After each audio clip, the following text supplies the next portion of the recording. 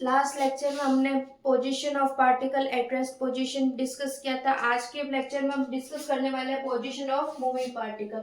अगर पार्टिकल है वो अपनी जगह चेंज कर रहा है पॉइंट P1 से point P2 with respect to time, तो then the position vector of the particle will be R1 and R2।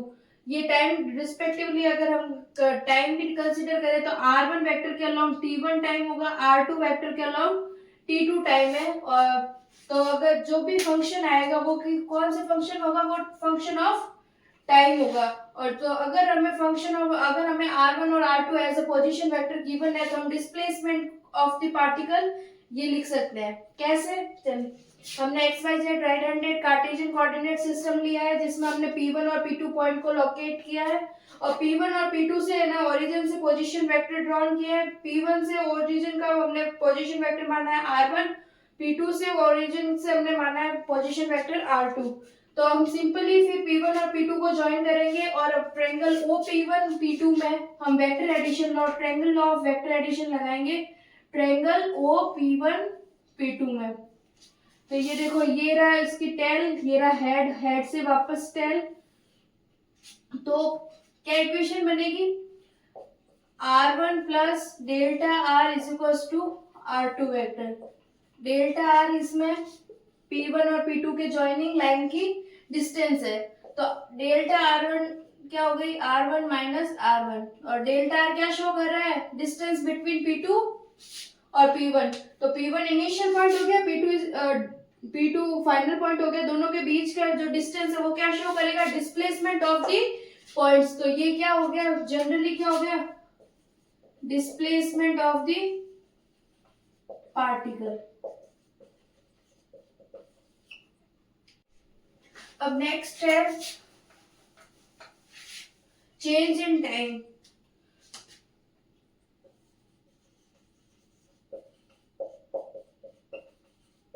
Change in time क्या होगा? R2 वेक्टर के अलोंग टाइम क्या है? T2 और R1 वेक्टर के अलोंग T1। तो चेंज इन वेक्टर को हम इसको मैं लिख रही हूँ डेल्टा T।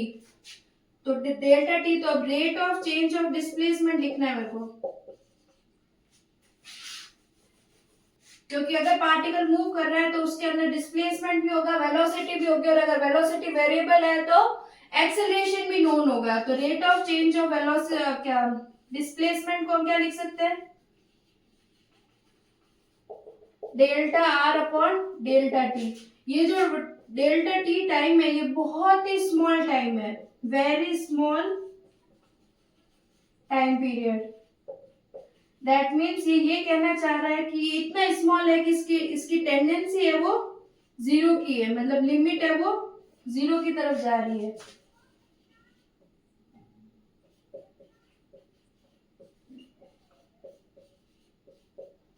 जब हम इन delta R upon delta T जो rate of change of displacement है उसमें टाइम की लिमिट लगाएंगे कि जो कि जीरो को टेंस कर रही है, तो इस फंक्शन को हम क्या लिख सकते हैं? As a calculation, algebra calculation हम इसको क्या लिख सकते हैं? Derivative of displacement and derivative of time की रिस्पेक्ट में। तो इसको हम लिख सकते हैं dr बाय dt, जो कि क्या होती है?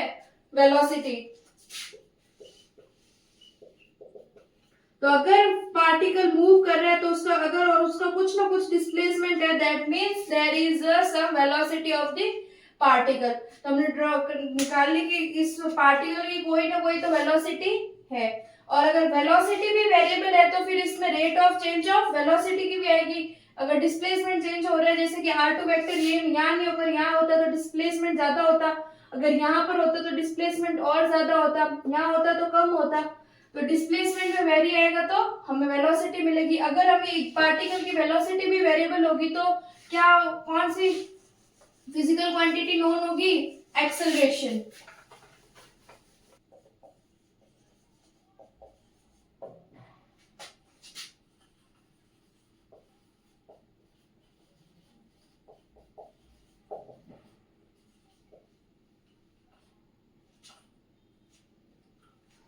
और चेंज ऑफ टाइम कितना है?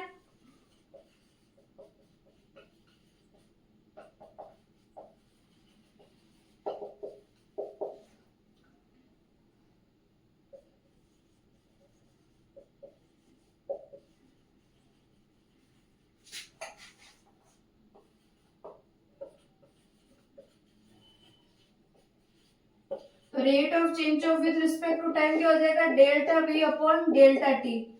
दैट नाउ अगर वेलोसिटी वेरिएबल है तो टाइम है वो लिमिट लगेगी टाइम टेंड्स टू 0। और इस फंक्शन को हम एज अ अलजेब्रिक कैलकुलेशन हम लिख सकते हैं derivative of, in the derivation form the derivative of velocity और with respect to time. Derivative of velocity with respect to time कौन सी क्वांटिटी, फिजिकल क्वांटिटी होती है, एक्सेलरेशन। दैट मीन्स अगर पार्टिकल मूव कर रहा है तो उसके अंदर 3 नोन्स फिजिकल क्वांटिटी होगी। First displacement, second velocity,